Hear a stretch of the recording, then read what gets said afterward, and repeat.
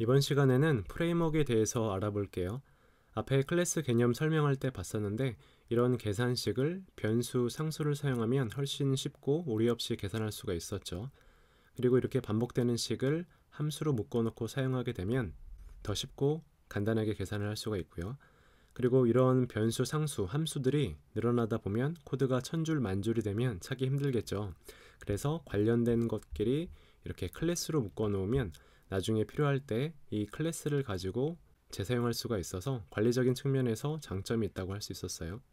그리고 이미 애플에서 엄청나게 많은 클래스들을 만들어 놨고 지금도 계속 만들고 있는데 이런 다양한 클래스들을 또다시 비슷한 범주의 클래스끼리 묶어 놓은 것이 바로 프레임워크입니다. 앞에서 만들었었던 프로젝트를 열어보면 UIKit 프레임워크를 임포트하는 부분이 있는데요. 이 UIKit 프레임워크 안에는 UI 관련 다양한 클래스들이 있어요. 그래서 UIB 컨트롤러와 같은 UI 관련 클래스들을 사용할 수가 있는 거예요. 이 부분을 주석 처리하면 에러가 발생을 하죠. 이렇게 프레임워크 안에는 수많은 클래스들이 있고요. 여기서 끝이 아니라 프레임워크는 또다시 비슷한 범주의 프레임워크끼리 묶어놓은 더 큰 프레임워크도 있어요. 이 프레임워크는 클래스뿐만이 아니라 이미지 같은 리소스, 라이브러리, 문서 등 다양한 파일들도 같이 존재합니다. 그리고 이런 거대한 프레임워크를 품고 있는 또 다른 더 큰 개념이 있는데 바로 우리가 앞에서 배웠던 iOS 운영체제입니다. 앞에 프로그래밍 개념 강의에서 프로그래밍은 프로그래밍 언어를 통해서 컴퓨터와 대화하는 것이라고 얘기했었어요. 그리고 좀 더 정확하게 얘기하면 운영체제를 통해서 컴퓨터와 대화하는 것이라고 얘기를 했었습니다.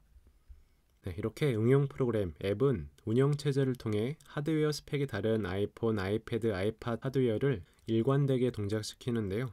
이것은 운영체제 안에 잘 구조화된 프레임워크 시스템 계층이 있기 때문입니다. 크게 4개의 계층이 있는데요. 먼저 코코아 터치 계층은 iOS 앱의 사용자 인터페이스, UI 관련 계층이에요. 대표적으로 앞에서 봤었던 UIKit 프레임워크, 그리고 지도 관련 맵킷 프레임워크도 있고 메시지 UI 프레임워크 등이 있어요. 그리고 이 코코아 터치 계층에서는 스토리보드, 그리고 나중에 배울 오토 레이아웃, 제스처 인식 기능, 애플 푸시 알림 서비스 등의 기능을 여기서 담당을 합니다. 다음으로 미디어 계층은 2D, 3D 그래픽, 애니메이션, 이미지 효과, 오디오, 비디오 기능 등을 담당을 하고요.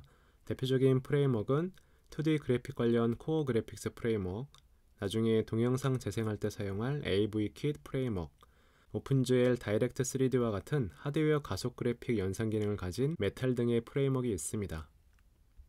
세 번째로 코어 서비스 계층은 위에 있는 2개의 계층과는 다르게 사용자 인터페이스와는 직접적인 관련은 없고 그보다는 아래 계층에 있는 코어 OS, 커널과 관련이 있어요. 데이터베이스와 비슷한 용도로 데이터를 관리할 수 있는 코어 데이터 프레임워크도 있고 인트, 스트링, 컬렉션 등의 자료형, 그리고 하위 계층 시스템이나 서비스에 접근할 수 있는 유틸리티 클래스 등을 포함하는 파운데이션, 코어 파운데이션 프레임워크도 있습니다. 코어 OS 계층은 그림처럼 하드웨어에 가장 근접한 저수준, 로우 레벨 계층이에요. 앱에서 직접 이 계층을 접근하지는 않지만 상위의 다른 계층에서 대부분 사용하는 프레임워크들이에요.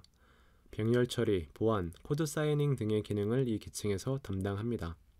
앱 샌드박스는 앱의 접근 권한을 특정 폴더로 한정해서 악성 코드로부터 사용자 데이터 및 시스템에 대한 최후의 방어선을 구축하는 거예요. 그리고 코드 사이닝은 앱 인증 관련 보안 기술인데요. 악의적인 코드로 인한 앱의 변경 사항을 감지할 수 있습니다.